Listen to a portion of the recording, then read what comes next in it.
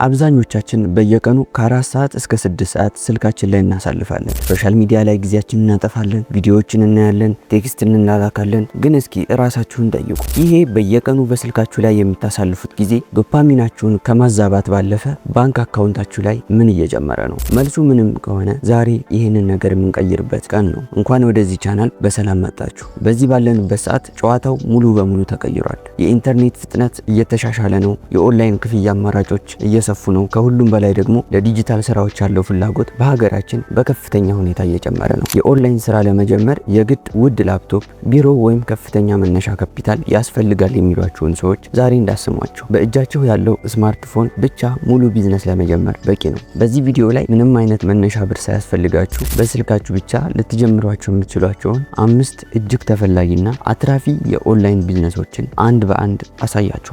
እያንዳንዱን ስራ እንዴት እንደምትጀምሩ፣ ምን አይነት ስህተቶችን ማስወገድ እንዳለባችሁና ወደ ተግባር የምትገቡባቸውን እርምጃዎች በዝርዝር እናያቸዋለን። ለማታውቁኝ መሐመድ አብዱ እባላለሁ። በዚህ ቻናል ላይ ስለ ኤአይ ቴክኖሎጂ፣ ኦንላይን ቢዝነስ እና ስለ ዲጂታል ስኪልስ እናወራለን። በተጨማሪም ሙሃድ ዲጂታልስ የተባለ ትልቅ ብራንድ ከቪዲዮ ኤዲቲንግ ጋር የተያያዘ እየገነባን እንገኛለን። እሱን ወደፊት ላውንች ሲደረግ በደንብ ነግራችኋለሁ። እናም በዚህ ሂደት የምማረውንና ከዚህ በፊት ያሳለፍኳቸውን ልምዶች ከእናንተ ጋር ሼር እንደራረጋለን። ሰብስክራይብ ካላደረጋችሁ አሁኑኑ ሰብስክራይብ አድርጉና በቀጥታ ወደ መጀመሪያውና እጅግ ተፈላጊ ወደ ሆነው ቢዝነስ እንለፍ።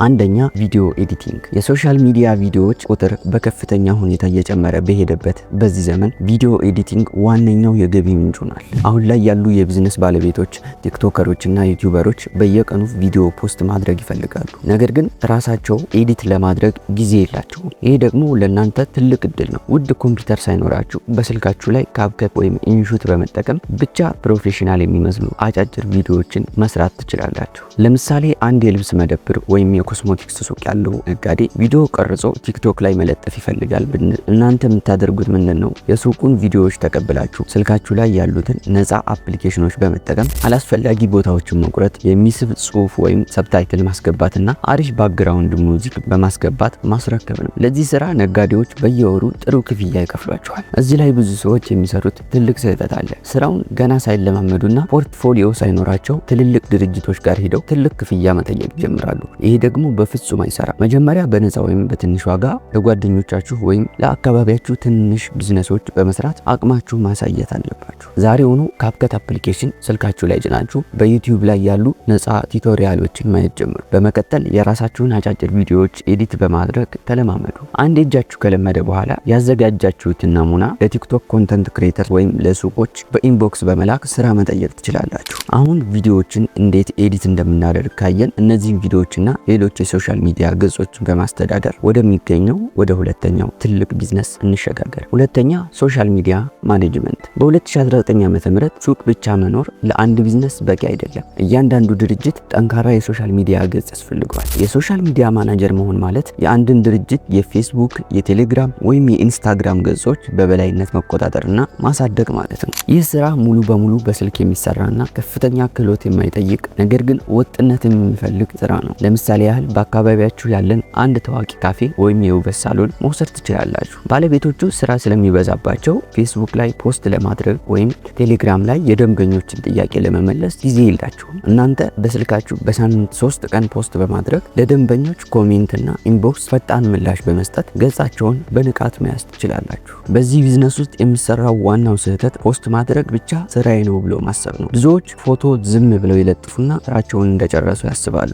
የሶሻል ሚዲያ ማናጀር ደንበኛን ማነጋገር፣ የተከታዮቹን ቁጥር ለመጨመር መስራትና ከድርጅቱ ባለቤት ጋር መግባባት መቻል አለበት። ይህንን ለመጀመር መጀመሪያ ማድረግ ያለባችሁ የሶሻል ሚዲያ ገጾቻችሁ ደካማ የሆኑ ወይም ብዙ ጊዜ የማይፖስቱ 3 ትናንሽ የአካባቢያችሁን ቢዝነሶች መለየት ነው። ከዚያም በስልካችሁ ቀለል ያሉ የኮንቴንት ካላንደር አዘጋጅታችሁ ፔጃችሁን ለ2 ሳምንት በነፃ ታስተዳድራላችሁ። ለውጥ ካያችሁበት እንቀጥላለን ብላችሁ ጥያቄ አቅርቡላችሁ። እናም እነሱ ውጤት ካዩ ማንም ሰው ቢሆን ይከፍሏችኋል። የሶሻል ሶሻል ሚዲያ ገጾችን መያዝ ከለመዳችሁ ቀጣይ ደረጃ በእነዚህ ገጾች ላይ የሚቀመጡ ጽሁፎችንና ማስታወቂያዎችን ወደ መጻፍ ማለትም ወደ ኮፒራይቲንግ ይወስደናል። ሶስተኛ ኮፒራይቲንግ ኤንድ ኮንተንት ራይቲንግ። ኮፒራይቲንግ ማለት ሰዎችን አንድ ነገር እንዲገዙ፣ እንዲመዘገቡ ወይም እርምጃ እንዲወስዱ የሚያደርጉ ማራኪ ጽሁፎችን መጻፍ ማለት ነው። በአሁኑ ሰዓት በቴሌግራም ቻናሎች፣ በድረገጾችና በፌስቡክ ማስታወቂያዎች ላይ የሚቀመጡ ጽሁፎች በሙሉ በሰዎች የተጻፉ ናቸው። ጥሩ የአማርኛ ጽሁፍ ችሎታ ካላችሁና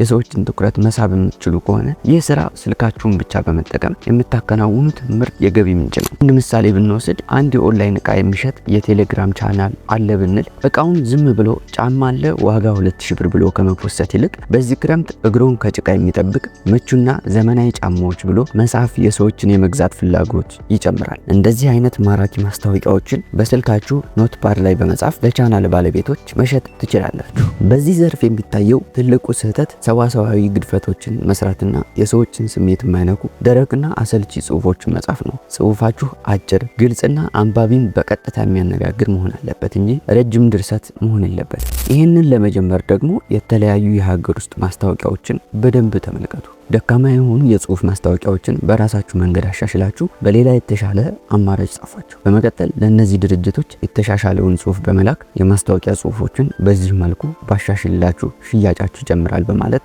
አገልግሎታችሁን አቅርቡ። ጽሁፍ መጻፍ ላይ ጎበዝ ከሆናችሁ ይህንን ችሎታ በመጠቀም የራሳችሁን ዲጂታል ምርቶች ወደ ማዘጋጀትና ወደ መሸጥ መሸጋገር ትችላላችሁ። እሱንም በዝርዝር በቀጣዩ ክፍል የምናየው ይሆናል። አራተኛ ሴሊንግ ዲጂታል ፕሮዳክት። ዲጂታል ፕሮዳክት ማለት አንድ ጊዜ ተዘጋጅቶ በኢንተርኔት አማካኝነት በተደጋጋሚ የሚሸጥ ምንም አይነት የማሸጊያ ወይም የማጓጓዣ ወጪ የሌለው ምርት ነው። ይህ ቢዝነስ በ2018 ዓ.ም እጅግ ፈጣን እድገት እያሳየ የመጣ ቢዝነስ ነው። በስልካችሁ ብቻ ጠቃሚ መረጃዎችን በማደራጀት እንደ ፒዲኤፍ መጽሐፍ፣ የአጠቃቀም መመሪያዎች ወይም የፈጠራ ስራዎችን በማዘጋጀት ለብዙ ሰዎች መሸጥ ትችላላችሁ። ለምሳሌ እናንተ በምግብ አሰራር፣ በስፖርት እንቅስቃሴ፣ በፎቶግራፊ ወይም በስልክ አጠቃቀም ላይ ልዩ እውቀት ሊኖራችሁ ይችላል። ይህንን እውቀት በስልካችሁ WPS ኦፊስ ወይም ጎግል ዶክስ በመጠቀም ወደ አጭር የፒዲኤፍ መጽሐፍ መቀየር ትችላላችሁ። የጀማሪዎች የቪዲዮ ኤዲቲንግ መመሪያ በሚል ያዘጋጃችሁትን ዲጂታል መጽሐፍ በቴሌግራም ቻናላችሁ ላይ ለአንድ ሰው በ50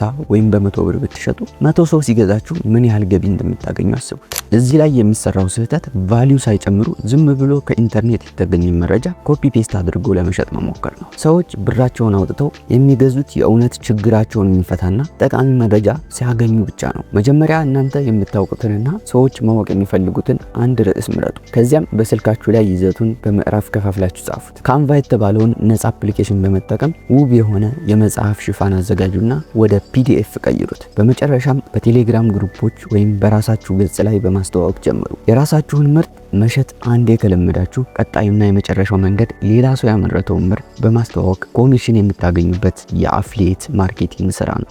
አምስተኛ አፍሊየት ማርኬቲንግ። አፍሊየት ማርኬቲንግ ማለት የሌሎችን ድርጅቶች ምርት ወይም አገልግሎት በማስተዋወቅ በእናንተ አማካኝነት ለሚሸጠው እቃ የተወሰነ የኮሚሽን ክፍያ የምታገኙበት የቢዝነስ አይነት ነው። በሀገራችን አሁን ላይ በርካታ የኦንላይን ገበያዎችና የቴክኖሎጂ ድርጅቶች ለአስተዋዋቂዎች ልዩ ሊንክ ወይም የፕሮሞ ኮድ መስጠት ጀምረዋል። ይህንን ስራ ለመስራት ፌስቡክ እና ቴሌግራም ብቻ በቂ ናቸው። ለምሳሌ ያህል አንድ ታዋቂ የሀገር ውስጥ የኤሌክትሮኒክስ ሱቅ ወይም የኦንላይን ኮርስ የሚሸጥ ድርጅት የአፍሊየት ፕሮግራም አለው እንበል። እናንተ ከድርጅቱ ጋር በመመዝገብ የራሳችሁን መለያ ሊንክ ትቀበላላችሁ። ከዚያም ስለ እቃው ጥቅም የሚያስረዳ አጭር ጽሁፍ ወይም ቪዲዮ በስልካችሁ ሰርታችሁ ሊንካችሁን ከስር ታስቀምጣላችሁ። አንድ ሰው ያንን ሊንክ ተጭኖ እቃውን ሲገዛ እናንተ ያለምንም ልፋት ኮሚሽናችሁ ወደ አካውንታችሁ ይገባል። እዚህ ላይ ብዙዎች የሚሳሳቱት ስህተት ስፓም ማድረግ ነው። ያገኙት ግሩፕ ላይ በሙሉ ያለምንም ማብራሪያ ሊንኩን ዝም ብለው ይፖስታሉ። ይሄ ደግሞ ሰዎችን ያሰለቻል፣ ከግሩፖችም ባንድ ያስደርጋችሁ ይችላል። ትክክለኛው መንገድ መጀመሪያ ስለ እቃው እውነተኛ መረጃ መስጠትና ሰዎችን ማገዝ ነው። ይህንን ለመጀመር በአሁኑ ሰዓት በአገራችን ውስጥ የአፍሊየት ወይም የሪፈራል ሲስተም ያላቸውን የታወቁ መተግበሪያዎችንና የኦንላይን ሱቆችን ፈልጉ። ከዚያም በስልካችሁ ጠቃሚ መረጃዎችን በማጋራት ፍላጎት ያላቸው ሰዎች የእናንተን ሊንክ ተጠቅመው እንዲገዙ ወይም እንዲመዘገቡ ማበረታታት ጀምሩ። እንግዲህ በቀጣይ በ2019 ዓመተ ምህረት በስልካችሁ ብቻ ያለምንም መነሻ ብር ልትጀምሯቸው የምትችሏቸውን 5 ምርጥ ኦንላይን ቢዝነሶች በዝርዝር አይተናል። አሁን ምርጫው የናንተ ነው። ቪዲዮውን አይቶ ዝም ብሎ ወደ ሌላ ቪዲዮ ማለፍ ይቻላል፣ ወይ ደግሞ ካየናቸው 5 ስራዎች ውስጥ አንዱ መርጦ ዛሬውኑ በተግባር መጀመር ይቻላል። ስኬት የሚመጣው ከማወቅ ሳይሆን ከተግባር ነው። ያው መጀመሪያ ላይ ነገሮች ከባድ ሊሆኑ ይችላሉ። በአንድ ጀንበር ሀብታም አትሆኑ። ነገር ግን በየቀኑ በጥቂት እየተለማመዳችሁ ከሄዳችሁ ከጥቂት ወራት በኋላ ስልካችሁ ተጨማሪ የገቢ ምንጫችሁ መሆኑ አይቀርም። የትኛውን ቢዝነስ ለመጀመር እንደወሰናችሁ ከታች ኮሜንት ላይ ጻፉልኝ። ማንኛውንም ጥያቄ ካላችሁም ለመመለስ ዝግጁ ነኝ። ይህ ቪዲዮ ጠቃሚ ሆኖ ካገኛችሁት ላይክ ማድረጋችሁን እንዳረሱ፣ ለጓደኞቻችሁም ሼር አድርጉላቸው። እንደዚህ አይነት ጠቃሚ የቴክኖሎጂ የኦንላይን ቢዝነስ ቪዲዮዎች በየሳምንቱ ደርሳችሁ ቻናሉን ሰብስክራይብ ማድረግ እንዳረሱ። በቀጣይ በአሪፍ ቪዲዮ እንገናኛለን።